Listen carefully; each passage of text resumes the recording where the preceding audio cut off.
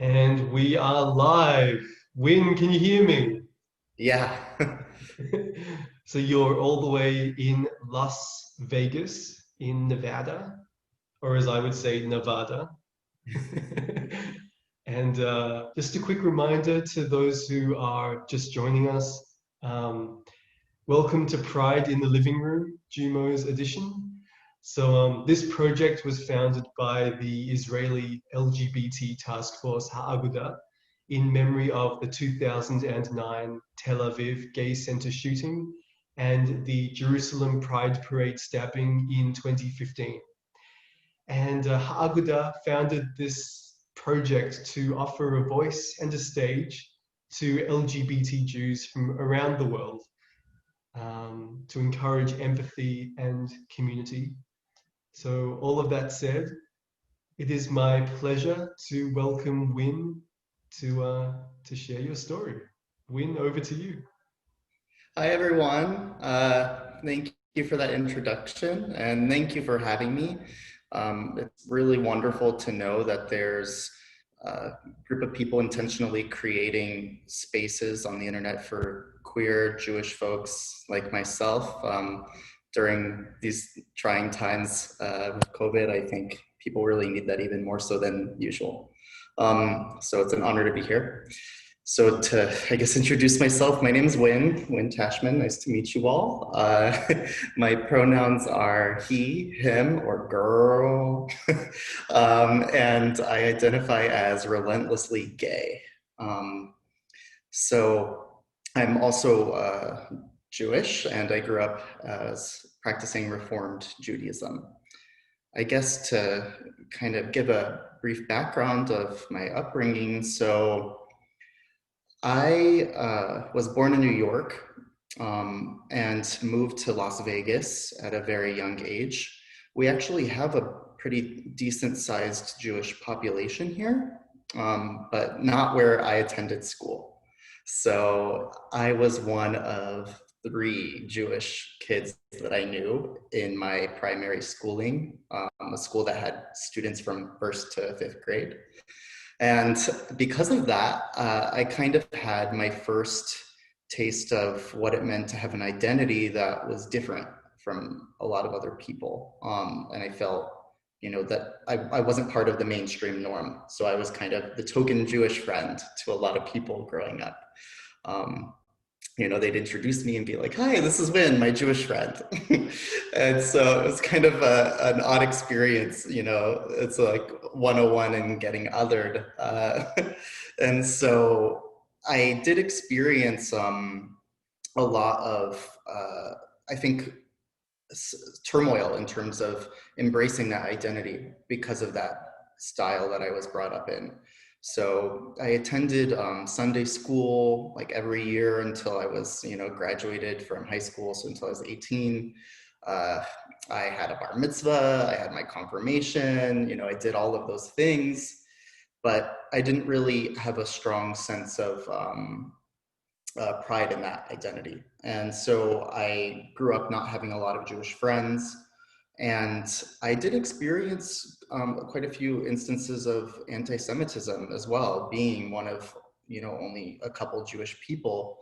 And some of it wasn't blatant, but definitely not a great experience for a kid to grow up in. I remember, for example, in the fourth grade, being asked by the teacher during the holiday party to like teach everyone about Jewish identity. And basically like this little, I don't know how old you are in fourth grade, must have been like what, 9 or 10, and getting asked to like teach people, and be a spokesperson for your identity.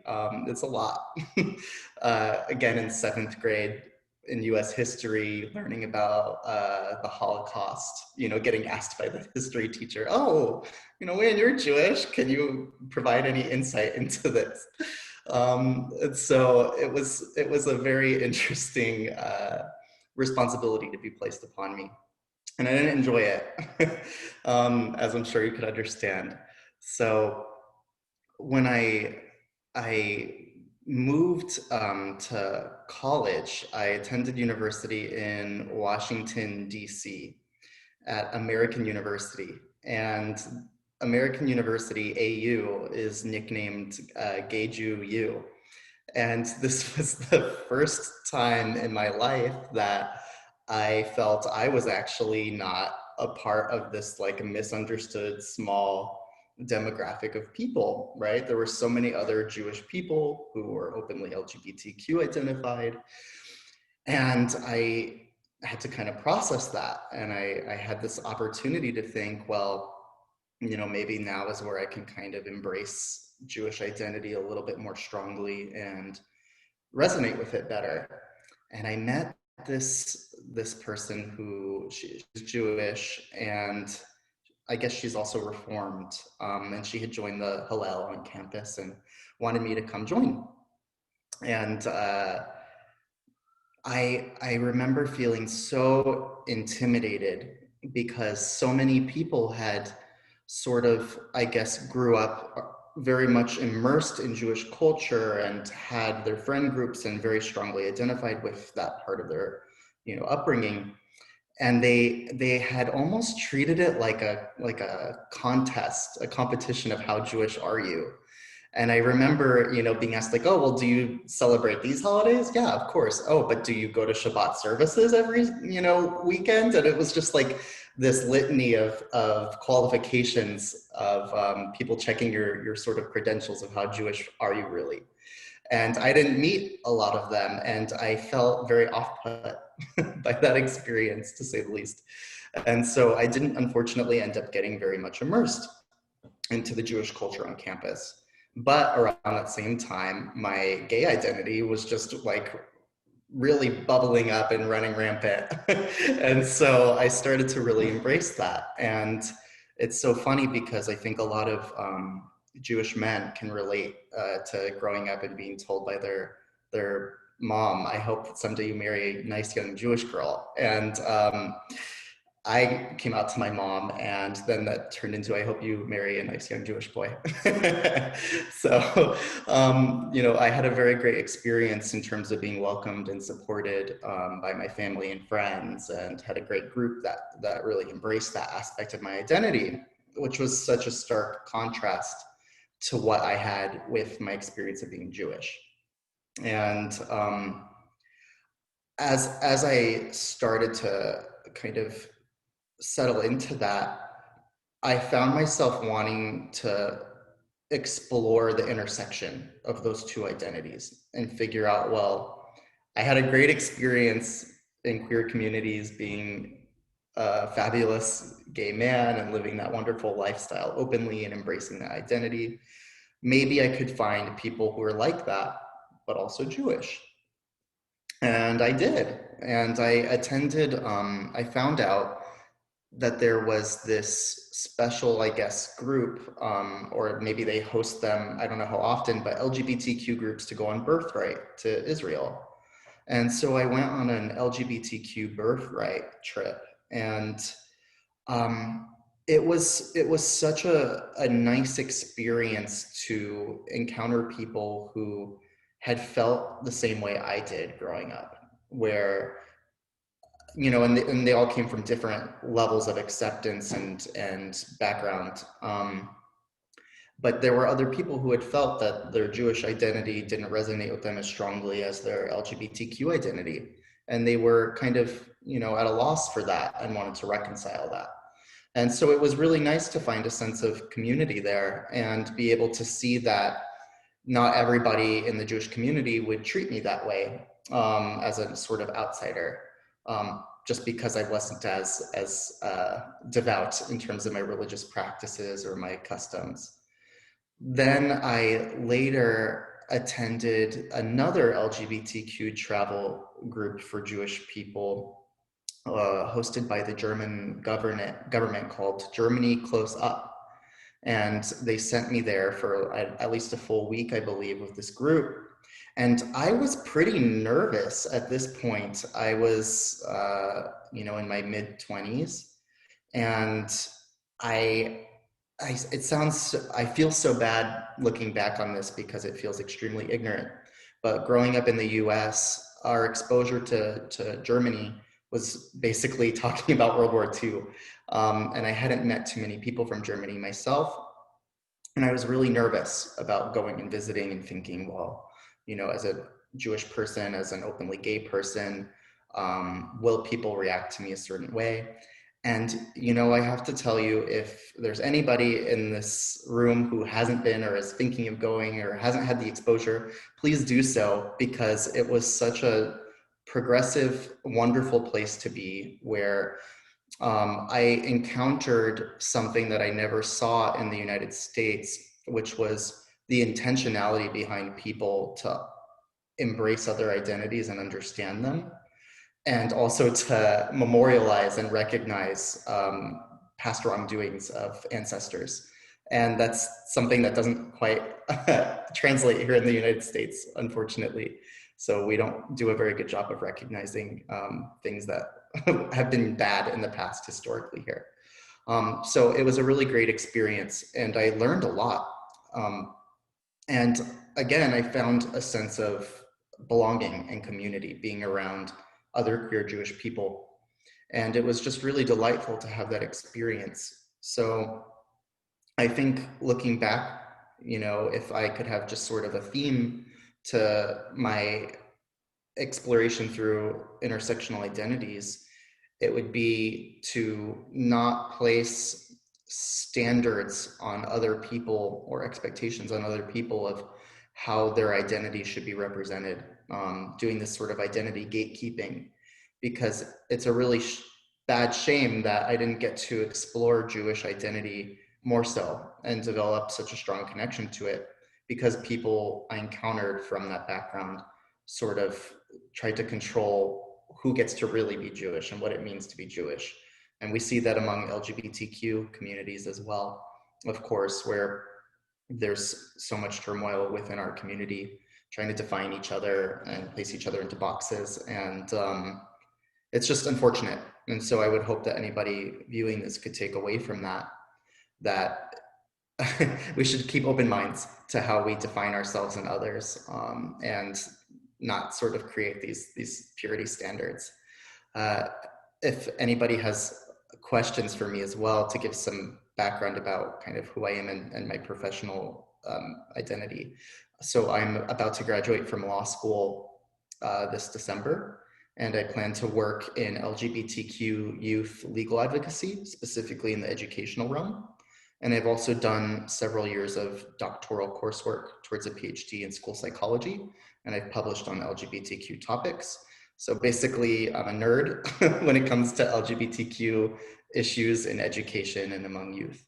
So there's a lot to unpack there, but yeah, I guess that about covers it. Thank you so much, Wynn, for giving us a journey through your life. Just to clarify, it's just the two of us here. This will be uploaded to YouTube in the future. Oh, okay. So I have a bunch of questions I've written down, if that's okay. Sure, of course. And when this gets uploaded, if people want to ask questions in the comments, maybe I'll creep on the page and answer them too. Yep, definitely. God, I wrote so many things down. So there's a phrase that you brought up, which I'm sure you've used in your various papers and research and talks, which is identity gatekeeping. I think I've never heard that particular phrase before, but it's a concept I immediately grab towards, because I think it is so prevalent within Jewish spaces and LGBT spaces, where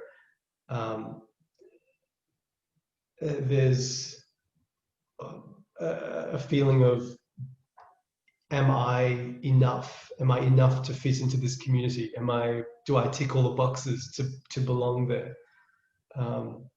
And with the conversations I've had, people often feel like they have to be in the closet as gay in Jewish spaces, but also in the closet Jewish in LGBT spaces. Do you have any thoughts on that? Uh, yeah, I think that, as I mentioned, I experienced a lot of that with being Jewish. In terms of being gay, I see that quite a bit as well, as a fairly flamboyant, effeminate man.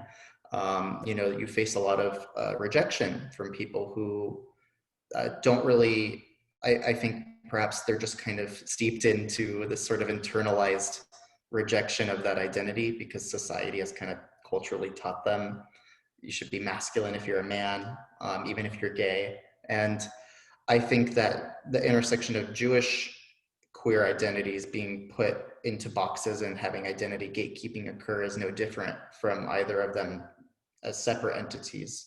So I'm sure that there will be people who think that a queer Jewish person should behave a certain way or act a certain way, or how could it be possible to be Orthodox and a queer Jew, or how could it be possible to, embrace certain customs that have historically maybe been rooted in sexism or patriarchal values or homophobia. And it's complex. I think that a lot of people will struggle to find how there's balance between those identities. But that's not to say that it's anybody's role to tell others how to find that balance or what that should look like in their own lives. And I think that it's very easy to fall into that trap of trying to regulate that for other people. Mm. You mentioned going to Germany on this trip as an experience that stands out to you as you were sort of navigating your identity. I'm just interested to know, you were talking about your thoughts on Germany in relation to how what was taught to you in American schools. Um, I'm interested to know, what does the Holocaust and what does that period in history mean to you as both a Jew and a gay man? So, I grew up, there's a relative in my family who was a Holocaust survivor. I unfortunately never got the opportunity to meet him. Um, but I remember being taught very clearly from a young age about the importance of uh, accepting people and also of speaking up for people when something's wrong. And that really resonated with me as I went through Holocaust studies in Sunday school and learned about complacency of people in society during those times, and how, although many may not have actively supported a fascist agenda, right, there were many who did not speak up in the face of injustice. And I think that being here in the United States during a time of very intense political turmoil, that triggers a lot of resonance for people to that era. I think it's really important, and I take that harkens back to my kind of core at my identity, which is to speak up when you see injustice. And in terms of being a gay man and thinking about the Holocaust, right? I think if I was alive during that time, I would have very much easily been identified as somebody who would unfortunately be murdered. And it would have been impossible nearly for me to kind of pass and hide those identities, I think. And I think about that now, and it's kind of dark to contemplate. But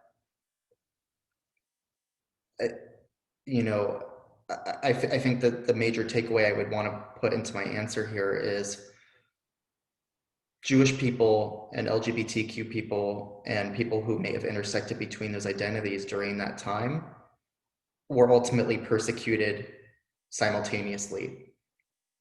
And I think that that speaks to why it's so important to not sort of compete in terms of identities with others. Because when you do that, you don't gain any benefit really. And at the end of the day, the people who are prejudiced towards one or the other form of your identity or how you express it, they're going to view everyone of that identity the same way, regardless of how Jewish they are or how gay they are. So if we're no different in the eyes of our oppressors, then we shouldn't really be different to amongst ourselves.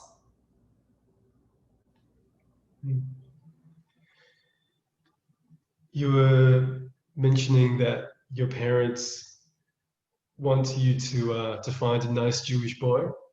Can you tell us what's the latest on that front? Yeah, so I actually have very minimal experience dating other Jewish people. So if there's anyone out there, feel free to say hello. But yeah, I'm single, and it would be really wonderful to be able to meet somebody who grew up with an appreciation of Jewish customs and culture and values. I know that part of my upbringing was, very much rooted in education and in concepts like tikkun olam, right? Together we fix the world. That being said, I don't feel that I would have to date or marry a Jewish person in order to be able to pass those values on if I do have children someday. And there's a lot of family members of mine who would probably be really disappointed if I didn't end up marrying someone who's Jewish, because my whole family is. But that being said, that's just another, I think, mechanism that can be used to kind of do this identity gatekeeping, right? So the idea of you have to have two Jewish parents to really be Jewish, and such and so forth. And I don't know that I ascribe to that philosophy in life. Can you talk a little bit about the legal advocacy work and the places, the opportunities where you are able to raise your voice? Oh yeah, sure. So my first legal job, they call them, I guess, clerkships. It's like doing an internship. Was for the Legal Aid Center here locally, and it was such a privilege. I was working on the Children's Attorneys Project representing youth who are in abuse and neglect proceedings. So a lot of them are in foster care. And I was approached to lead a training. Lawyers have to do continuing legal education for so many hours every year to get their license recertified. And they asked me to do one about the unique issues of LGBTQ youth in foster care. And so I was like so nervous to do this training for over, I don't know, 20 attorneys.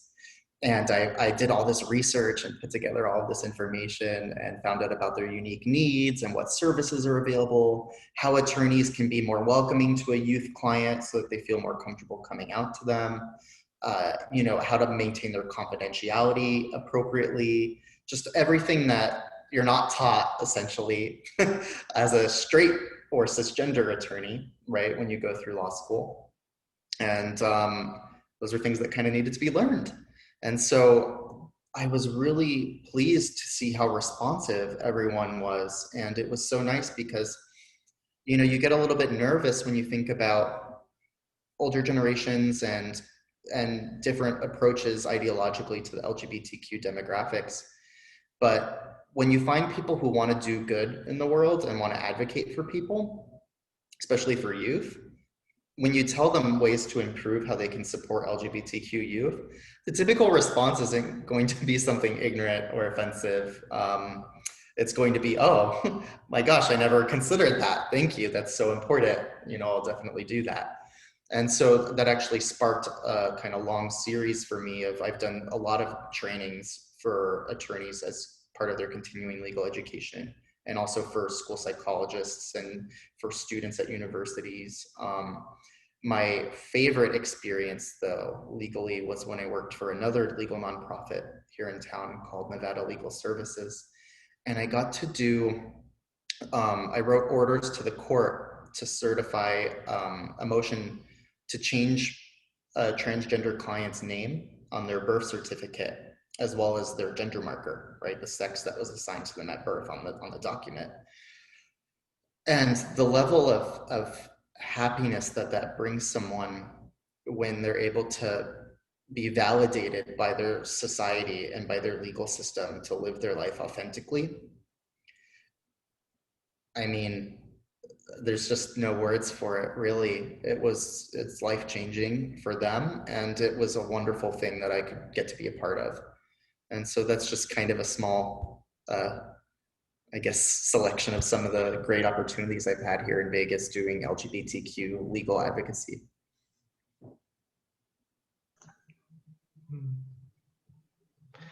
What's the best part about being gay?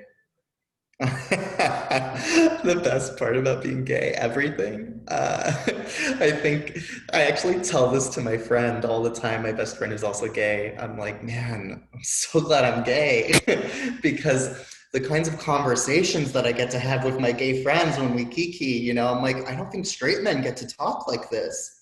Like they don't get to have that kind of juicy gossip and spill the tea. I mean, they should be able to, but I don't think culturally it's like not brought up in them to do that. I think it's really nice to we live outside of the mainstream norm as gay people, and because of that, I think we have an easier time rejecting what's expected of us and kind of finding our own paths. And I love subverting all of the stereotypes and expectations that society puts on me. You know, if I show up in some little pink crop top and white booty shorts that I got in like the girls section at Ross, and I'm at some public space and there are straight men looking at me like, what is he wearing? I love that exact moment. And I feel that that's a special privilege that I get as a gay man, that I can kind of defy what's expected of me by society and cast off all those sort of toxic assumptions that we're brought up to believe in. What does Judaism mean to you these days? I haven't been very active in terms of religion these days. So the last time that I entered a synagogue must have been a couple years ago, and I celebrate the Jewish holidays culturally. I have Passover, Rosh Hashanah, Yom Kippur. I do everything with my immediate family, and we read prayers on those holidays that are relevant and applicable. But I have to say I haven't found something that sparked my connection to it in recent years. And I look and I try to keep an open mind, an open eye, and open heart. And I hope that that'll kind of come my way. But as of lately, I have felt a lot more of a strong attachment to my Jewish cultural identity than to my religious aspect of that. I have one or two more questions, if that's okay. Sure. So you've given us a journey and a painting into your experience. You were talking about being tokenized as one of the only Jews at your school. Some of the other struggles that you've faced as both a Jew and a gay man. I'm just wondering, when you are facing difficult conversations, when you're interacting with people who come from a different life experience and you're having those discussions, what gives you strength in those moments? I think two things. One is I was very fortunate that my mom was such an advocate for me as an outspoken person. I grew up with a learning disability, with ADHD. And back when I was in school, it was very misunderstood. And my mom always advocated to make sure that I had the accommodations I needed in school, that I was treated respectfully. And I remember growing up and thinking not everybody has somebody to advocate for them that way, or to kind of lead them in how to be committed to social justice and principles that I think are more aligned with a fair society. And so when I meet people and try to speak with them, and they come from different places in life than I have, and perhaps don't necessarily have the same perspectives as me on affirming my identity or other identities or issues, I like to think back to that and think that I need to be that person that my mom was for me, for other people who are going to come into contact with this individual, right? As this person continues to live their life and navigate through things, they're going to encounter other LGBTQ people, other Jewish people, people of diverse backgrounds that they don't understand well, and they need to. And so I view myself in that moment as being an advocate for everyone in that person's future path. The second thing that kind of is my source of inspiration, I guess, is I recognize most prejudices and biases that people hold originate from a lack of understanding and awareness, and even deeper than that, perhaps a lack of exposure, right? So if this person hasn't had much exposure to LGBTQ people, or what they've had wasn't necessarily a good experience or an informative event for them, I want to be that experience and that exposure for them. I want to be the positive exposure that teaches them, oh, okay, everything that I thought or assumed may not be correct. And I have to kind of look back and reevaluate this. And so when I have those tough conversations with people, challenging their implicit biases, doing trainings about how to have better conduct around LGBTQ people in your profession, etc., I always think maybe they just didn't have the training in their curriculum, in their program, in their professional workplace, in their, social interactions, what they grew up watching on TV, all of it. And so hopefully those interactions with me can remedy that.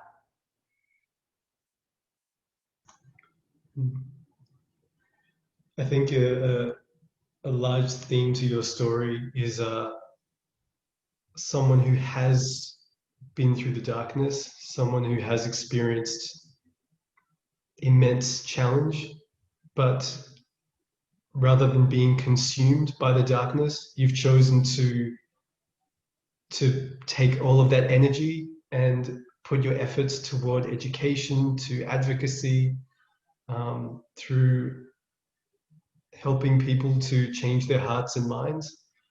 So that's pretty special, I think. Thank you. I appreciate that. I'd like to go all the way back to the very beginning. Not back to your bris, we're not going that far back. A little bit further forward. Back to the beginning when you were growing up in this Reformed Jewish environment, and you were, even if you didn't have the vocabulary at the time, you were starting to realize that there was something a little bit different about how you saw the world and how the world interacted with you. And at that point, Wynn was just starting his journey. The world was just blooming in front of his eyes. And all these years later, you have this incredible perspective and wisdom that you've gained. I was just wondering, if you had a chance to speak to him, what would you say? Oh my gosh, this is the moment I dream of when I watch RuPaul's Drag Race and the contestants are sitting there and they get to look at their picture from their childhood. And RuPaul's like, what would you say? And then they break down in tears. But I'm not going to do that. So what I would say to my younger self, who's just emerging with, all these confusing identities, I would say be kind to yourself and recognize that other people are going to someday understand you better and appreciate you for who you are. So don't try to change that.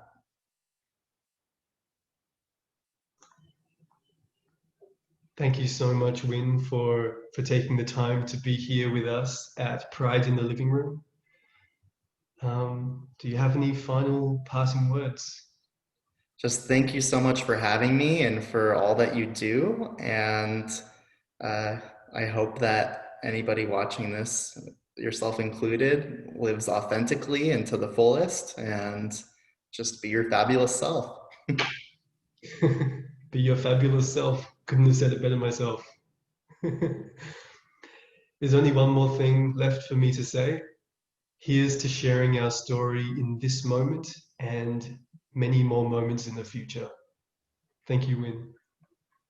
Toodles.